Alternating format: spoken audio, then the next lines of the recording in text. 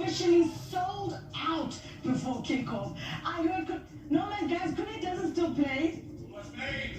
He still plays.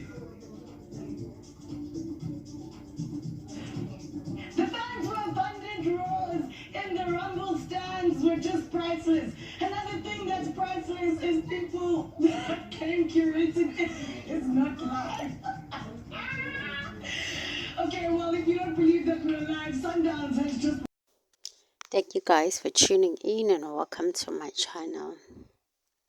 I personally don't think that Minnie was throwing shade at Khune about the comment of asking if Khune still plays. I'm just as shocked that he still plays. Anyway, just a reflection on Minnie reflecting on why her marriage ended. Just take a look at the video.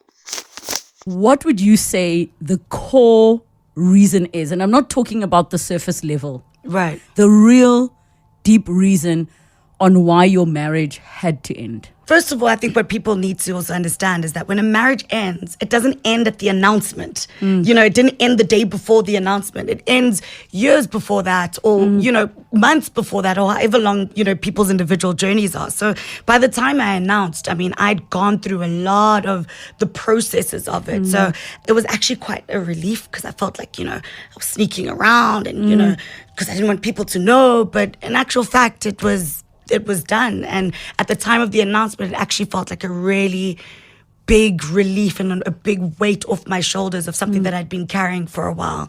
But I think for me, it was a matter of, I personally, in my journey, I think I didn't understand myself. I didn't know what it was that I wanted. I grew up in a marriage with my mom and my dad. And family's such a big thing for you. Huge, massive.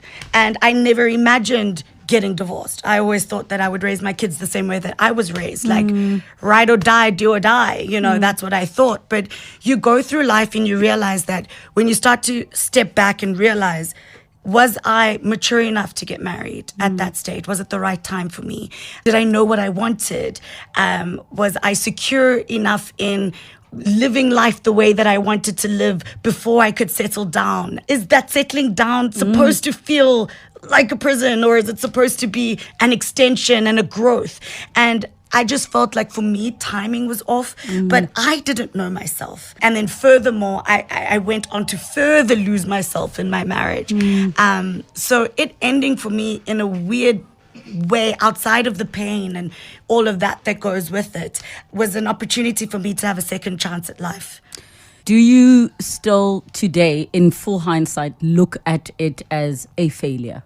I think the failure part is on my part, from not being able to pick up what was right for me at a time before I went all the way. And I failed myself. You know, in relationships, you always know, you know, when you look back, you're like, but that was a red flag, or that was a red flag, and that was a red flag. Well, you're a red flag. Yeah. You know, there's so many, I'm not, you know, pushing the blame in any shape or form, but, you know, you're either a red flag and you're not acknowledging it, or they're a red flag, or they have red flags and you're not acknowledging it.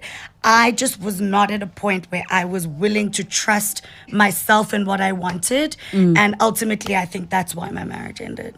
So I don't believe in marriages ending as them being failures. I genuinely see them as they ran the course they were meant to. Sure. And obviously I have not been married, so I don't understand.